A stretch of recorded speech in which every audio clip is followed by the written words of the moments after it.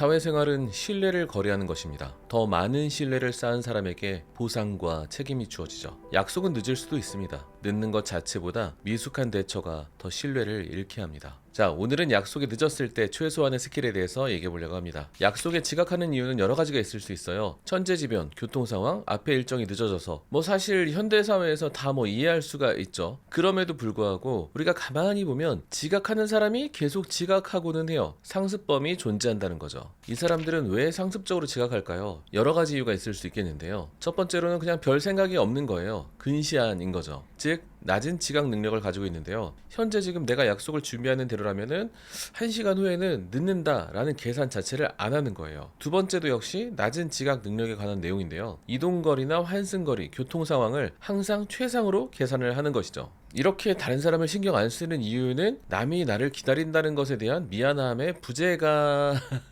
있을 수 있기 때문입니다. 상대가 기분이 어떨지 모르는 역지사지가 안 되는 낮은 감정 지능 때문일 수도 있죠. 또는 상대를 하찮게 보고 있을 수도 있습니다. 왜냐면 상대가 나를 그렇게 혼내지 않을 거라고 생각하고 있을 수도 있기 때문이죠. 혼나는 것이 두렵지 않을 때 빨리빨리 준비할 이유가 적어지겠죠. 우리가 직장에 취업하기 위한 면접이라면 지각을 과연 할까요? 만화 읽기에 이런 대사가 있잖아요. 인간에 대한 존중은 두려움에서 나온다. 혹시 또 생각할 수 있는 다른 이유가 있다면 추천을 부탁드립니다. 약속이 있을 때 우리가 늦게 출발하면 제가 생각했을 때 가장 큰 손해인 것이 있어요. 뭐냐면 일찍 출발하게 되면은 이동하는 동안에 오디오북을 들을 수도 있고, 오디오북은 윌라나 밀리의 서재 등을 이용하고 있습니다. 유튜브나 음악을 들을 수도 있고, 또는 어떤 사업이나 콘텐츠에 대해서 아이디어를 메모할 수도 있고, 리디북스나 밀리의 서재에서 이북을 볼 수도 있고, 또는 SNS 관리를 할 수도 있고, 밀린 카톡을 할 수도 있죠. 즉 중요한 것은 이동하는 나의 1시간을 나 자신의 기쁨을 위해서 사용할 수 있다는 거예요. 하지만 우리가 약속 시간에 늦게 출발했을 때는 1시간 동안 마음 지옥을 겪게 돼요. 그래서 컨텐츠 이런 것들을 제대로 즐길 수가 없죠. 10분 늦게 출발한 죄로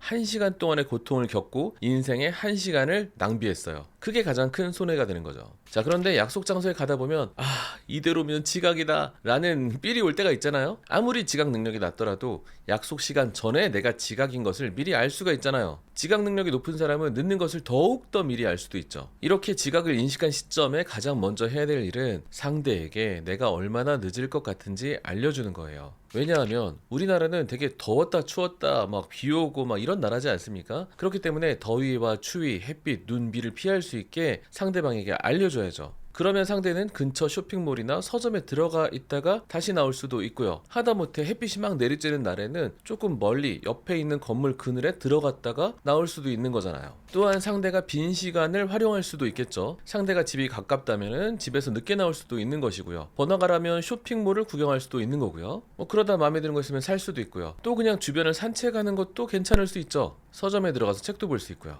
또 상대방이 오는 시간에 맞춰서 5분짜리 유튜브를 볼 거냐 10분짜리냐 30분짜리를 볼 거냐 라는 선택권을 넓혀줄 수가 있는 거예요. 자, 그럼에도 불구하고 지각을 미리 알려주지 않는 사람들이 있죠. 이 사람들의 심리는 뭘까요? 가장 흔하게 생각해 볼 수 있는 것은 혼날 수도 있고 미안할 수도 있고 이런 부정적인 감정을 당장 다루고 싶지 않아서 미루는 심리가 있을 수 있어요. 마치 맹수 앞에 타조가 무서워서 고개만 팍 파묻은 것처럼요. 또한 상대방에 대해서 아무 생각이 없을 수가 있어요. 상대를 하찮게 생각해서 상대는 추위, 더위에서 나를 기다려도 되는 사람이라고 생각할 수도 있겠죠. 기타 현자님들의 의견도 댓글로 달아주시면 좋을 것 같습니다. 자, 이렇게 부정적인 감정을 당장 다루고 싶지 않은 그 심리 때문에 내가 몇 분 정도 지각할 것 같아요 라는 것을 상대방에게 알리지 않게 되면 상대를 더욱 큰 곤경에 빠뜨리게 되죠. 이 사람들은 전체를 보는 능력이 부족할 수도 있고 그냥 아무 생각이 없을 수도 있고요. 상대방의 감정을 미루어 짐작하게 하는 그런 능력의 부재, 즉 감정 지능이 낮을 수도 있고요. 또 상대방에게 숙이기 싫다,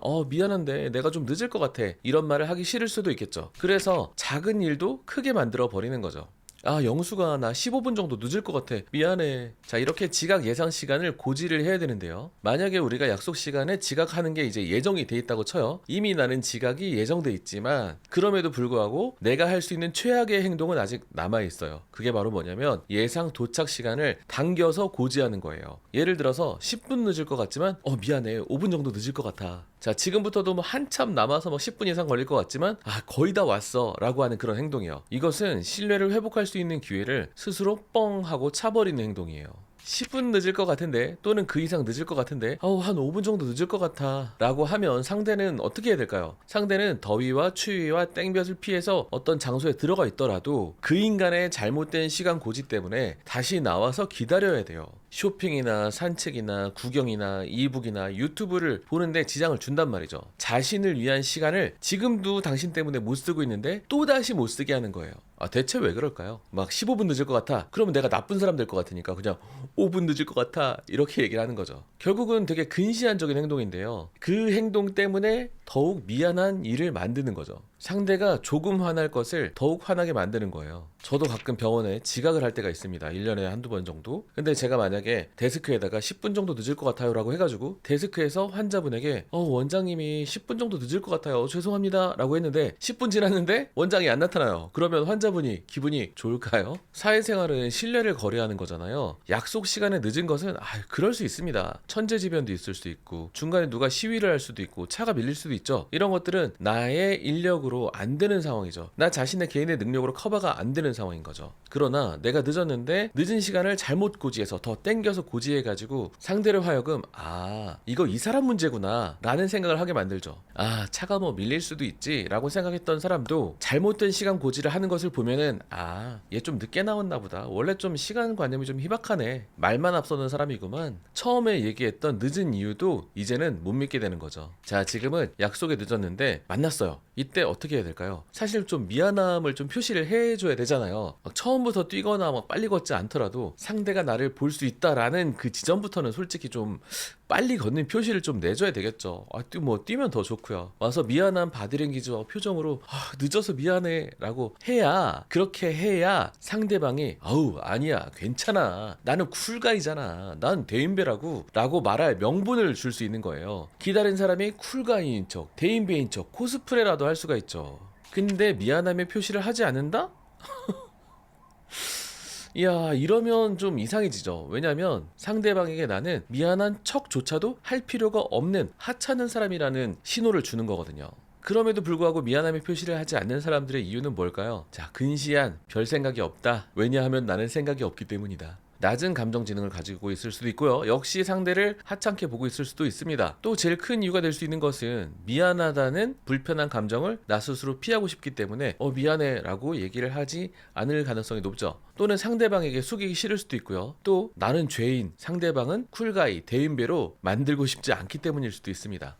또 그런데 늦은 사람이 또 적반하장인 경우가 있죠. 우리가 4시에 만나기로 했는데 4시가 넘었을 때까지 나타나지도 않고 늦는다고 연락도 안 하는 경우, 먼저 온 사람이 너 왜 이렇게 안 와? 라고 연락을 하게 만드는 경우도 있죠. 자, 그리고 오늘 저희 병원 환자분과 나눈 대화인데요. 지각에 대해서 얘기를 했는데 자신의 남자친구가 데이트하기로 했는데 늦게 온 거예요. 그래서 좀 기분이 언짢아서 화를 냈는데 남친이 오히려 화를 냈다는 거예요. 아니 왜 내가 늦은 이유도 묻지 않고 화를 내고 그래? 늦음이 확정되었으면 늦는 사람이 먼저 이유를 말하는 게 국룰입니다. 환자분 얘기 듣는데 제가 화가 다 나더라고요. 자, 그런데 사실 상대가 늦게 오는 거 되게 흔하잖아요. 사실 저는 이런 경우도 많이 겪어봤는데 상대가 늦을 뿐 아니라 약속에 나타나지 않을 수도 있습니다. 자, 그럴 때는 우리가 내상을 방지하기 위해서 해야 될 일이 있습니다. 상대가 어떻게 행동하든지 간에 내 기분이 휘둘려지지 않기 위한 대처가 있어야 되겠죠. 그래서 약속 지역은 중간쯤에 잡는 게 좋아요. 내가 막 호의를 베푼다고 상대방이 있는 너무 가까이까지 가지 않는 게 좋습니다.